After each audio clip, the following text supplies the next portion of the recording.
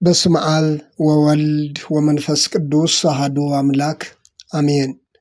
የአስተርእዮ አንድ ቲዩብ ቤተሰቦች እንደምን አላችሁ? እንደምን ቆያችሁ?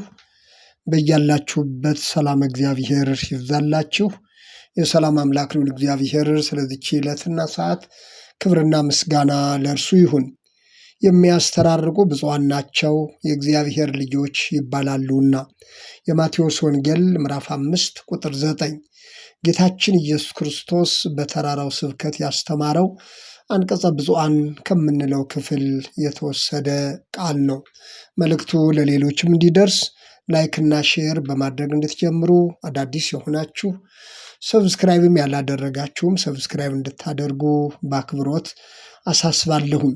የሚያስተራርቁ ብፁዓን ናቸው የእግዚአብሔር ልጆች ይባላሉና። ልጅነትን ያገኘነው በእምነት እንደሆነ ይታወቃል። ነገር ግን በእምነት ያገኘነው ልጅነት በተግባር ሲገለጥ የተጣሉትን ማስታረቅ ነው። ማስታረቅ ማለት የሌላውን ሕመም መታመም፣ የሌላውን ሸክም መካፈል ነው። ሐዋርያው ቅዱስ ጳውሎስ እግዚአብሔር እኛን የታረቀበትን መንገድ፣ እግዚአብሔር የሰው ልጆችን የታረቀበትን መንገድ ሲገልጽ በክርስቶስ ከራሱ ጋር ካስታረቀን የማስታረቅም አገልግሎት ከሰጠን ከእግዚአብሔር ነው። እግዚአብሔር በክርስቶስ ሆኖ ዓለሙን ከራሱ ጋር ያስታርቅ ነበርና በደላቸውንም አይቆጥርባቸውም ነበር፣ በእኛም የማስታረቅ ቃል አኖረ ይላል። ሁለተኛ ቆሮንቶስ ምዕራፍ 5 ቁጥር 18ና 19። እግዚአብሔር በክርስቶስ ሆኖ ዓለሙን ከራሱ ጋር ያስታርቅ ነበርና በደላቸውንም አይቆጥርባቸውም ነበር ነው የሚለው። መታረቅ ማለት በደልን አለመቁጠር ነው። መታረቅ ማለት በደልን አለመቁጠር፣ በእኛም የማስታረቅን ቃል አኖረ። የማስታረቅ አገልግሎትና የማስታረቅ ቃል ተብለው የተገለጹ ሐሳቦችም እዚህ ክፍል ውስጥ ተገልጾ እናገኛለን። እግዚአብሔር እኛን የታረቀን በደላችንን ሳይቆጥር ነው። ልብ ማለት ያለብን ነገር ቢኖር እግዚአብሔር ሁላችንንም የታረቀን በደላችንን ሳይቆጥር ነው። በልጁ በኩል ታረቀን። እንደገና ደግሞ የማስታረቅን አገልግሎት ሰጠን። የሚያስተራርቁ ብፁዓን ናቸው የእግዚአብሔር ልጆች ይባላሉ። በማስታረቅ የሚገኝ ብፅዕና መኖሩን እንገነዘባለን። አስታራቂ ማለት በሁለት የተጣሉ ወገኖች መካከል ገብቶ ሰላም እንዲሰፍን ማድረግ ነው።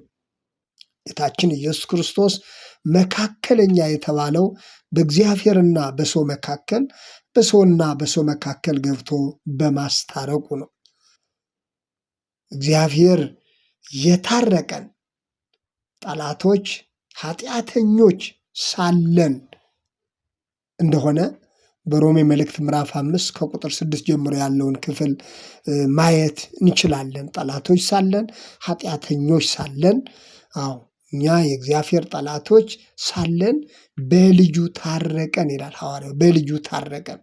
የእግዚአብሔር ጠላቶች የነበርነውን፣ ኃጢአተኞች የነበርነውን በልጁ ሞት በራሱ ካሳ ታረቀን። ጌታችን ኢየሱስ ክርስቶስ አምላክ ሆኖ ሳለ በለበሰው ሥጋ ሰውና እግዚአብሔርን፣ ሰውና ሰውን አስታርቋል። ኤፌሶን ምዕራፍ 2 ይህንን ነው የሚተርክልን። ለእኛም የማስታረቅን አገልግሎት ሰጠን ይላል። እንደ አገልጋይም እንደ ክርስቲያንም ሁላችንንም የሚመለከት ቃል ነው። ሰሞኑን ከአንድ ሰው ጋር ስናወራ በቤተሰብ መካከል በተፈጠረው አለመግባባት በእጅጉ አዝኖ ለማስታረቅ እየከፈለ ያለውን ዋጋ ሲያጫውተኝ በእውነት እንዲህ አይነት ሰዎች ደግሞ መኖራቸውን አይቼ በጣም ደስ አለኝ እና በመካከላቸው ከፍተኛ የሆነ አለመግባባት አለ። ሰውየው ደግሞ በቤተሰብ መካከል የተፈጠረውን አለመግባባት በእርቅ በሰላም እንዲቋጭ እየከፈለ ያለውን ዋጋ አጫውቶኛል። ስለዚህ የማስታረቅ ቃል፣ የማስታረቅ አገልግሎት ተብሎ የተገለጸው ቃል ሁላችንንም የሚመለከት፣ በተጣሉ ሰዎች መካከል ገብቶ የማስታረቅ አገልግሎት መስጠት እንደሚገባ የሚያስረዳ ጉዳይ ነው።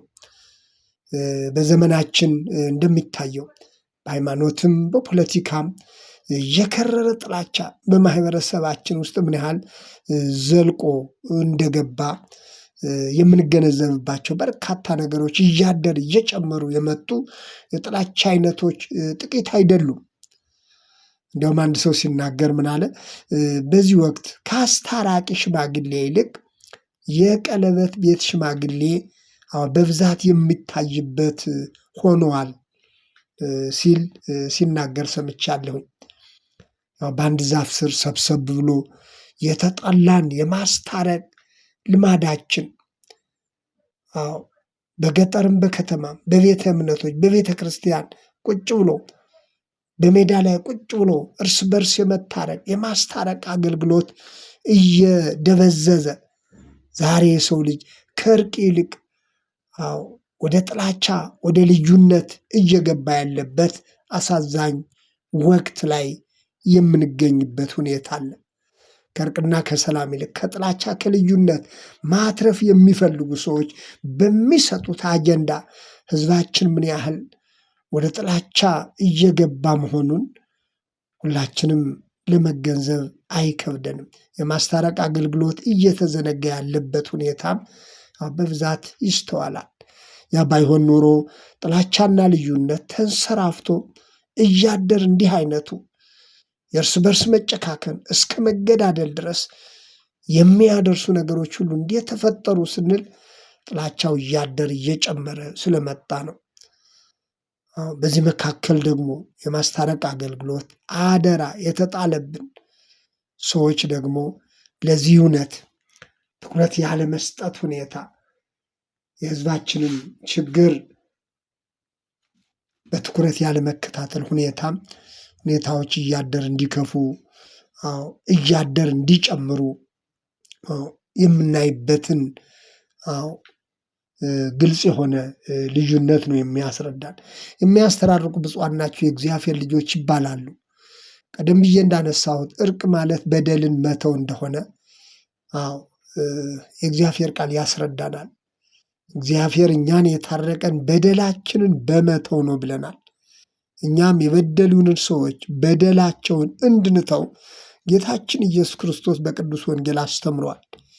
ይቅር ብትሉ ይቅር እላችኋለሁ የሚለው መለኮታዊ ቃል ለሌሎች ባለን ይቅርታ ልክ ከእግዚአብሔር ዘንድ ይቅርታን የምንቀበልበት መንገድ መሆኑን ዕለት ዕለት የምንጸልየው እኛ የበደሉንን ይቅር እንደምንል በደላችንን ይቅር በለን እያልን የምንጸልየው የጸሎት ክፍል ለዚህ በቂ የሆነ ማስረጃ ነው። ከጥላቻና ከእርስ በርስ መጨካከን ወጥተን በይቅርታ ልብ ካልተመለስን እንደ ሀገርም እንደ ሃይማኖትም ሁኔታዎች ምን ያህል አስፈሪ እየሆኑ መምጣታቸውን በየቀኑ እያየን ነው፣ በየቀኑ እየሰማን ነው። ይህ ሁሉ ጥላቻ፣ ይህ ሁሉ ልዩነት ተባብሮ ተሳስቦ ተፋቅሮ የነበረ ባህል ሃይማኖት ሳይገድበው ተሳስቦና ተፋቅሮ የነበረ ህዝብ፣ ተረዳድቶ የነበረ ህዝብ ዛሬ ላይ እንዲህ አይነት ጭካኔ እያደር እየጨመረ የመጣበትን ሁኔታ ምንም እንኳ ለችግሩ ምክንያት የሆኑ ሰዎች በተለያየ ሁኔታ መኖራቸው ባይካድም ህዝቡን የማቀራረብ ህዝቡ ግን አሁንም በአብሮነትና በፍቅር እንዲኖር ክፎችንም ደግሞ በአንድነት የሚቋቋምበት መንገድ እንዲፈጠር በቃሉ እንደተገለጸው የይቅርታን እውነት መገንዘብ ተገቢ ነው። ከጥላቻ ከእርስ በርስ መለያየት የተገኘ አንዳች ነገር የለም። እያደር እየከሰርን እያደር እየተጎዳን በእውነት ተመልሰን ነገሮችን በይቅርታ ካልቋጨነው እንደ ሀገርም እንደ ሃይማኖትም ሁኔታዎች እያደር አስፈሪ እየሆኑ ሲመጡ ጥላቻውና መቃቃሩም እንደገና ለትውልድ እንዲተላለፍ ጭምር የመስራት ያህል ይሆናል።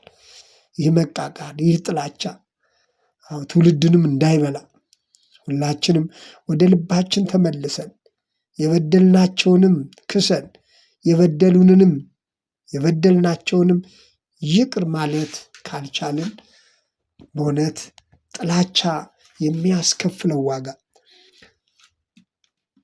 ክፋት የሚያስከፍለው ዋጋ፣ በሌላው ላይ የምናደርሰው ማንኛቸውም ክፉ ነገር ጊዜውን ጠብቆ እኛኑኑ የሚጎዳን እኛኑኑ መልሶ የሚፋረድ መሆኑን በቃሉ እንደተገለጸው ሰው የዘራውን ያንኑ ያጭዳል ይላል ቅዱስ ጳውሎስ በገላትያ መልእክቱ ምዕራፍ 6 ቁጥር 7 ላይ ሰው የዘራውን ያንኑ ያጭዳል። ማንም ሰው ቢሆን የዘራውን ዘር ያንኑ ያጭዳል። ራሱን ክፋትን የዘራ ክፋትን ያጭዳል። ጥላቻን የዘራ ጥላቻን ያጭዳል። ግድያን፣ አመፅን የዘራ ምናልባት የእግዚአብሔር ምሕረት የትዕግስቱ ብዛት ቢዘገይም ሰዎች በሚያደርጉት በሚሰሩት አመፅ ልክ የዘሩትን ማጨዳቸው የግድ ነው። ነገር ግን ከዛ ሁሉ በፊት ነገሮችን በይቅርታ በሰላማዊ መንገድ የበደሉንን ይቅር በማለት የበደልናቸውን ይቅር በማለት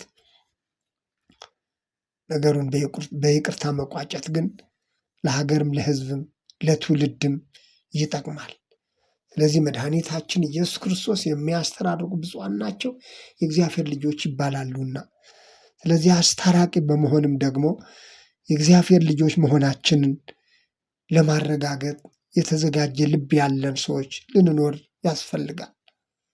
ለሚጎዳው ሕዝባችን ያለ ጥፋቱ ያለ ኃጢአቱ በደል ለሚደርስበት ሕዝባችን ሰላምና ፍቅር መስራት የሚገባንን ሁላችንም ባገኘንበት አጋጣሚ ሁሉ ይህንን እውነት ለመስራት በቃሉ እንደተገለጸው ይህ አገልግሎት ይህ የቃሉ መለኮታዊ ሐሳብ በውስጣችን ያለን ሁላችንም የይቅርታ ልብ ኑሮን ለሌሎች ይቅርታ ለሌሎች ሰላም መስራት ይገባናል። አምላካችን እግዚአብሔር አሁንም ለሀገራችንና ለሕዝባችን ሰላሙንና ፍቅሩን ምሕረቱን ይላክልን።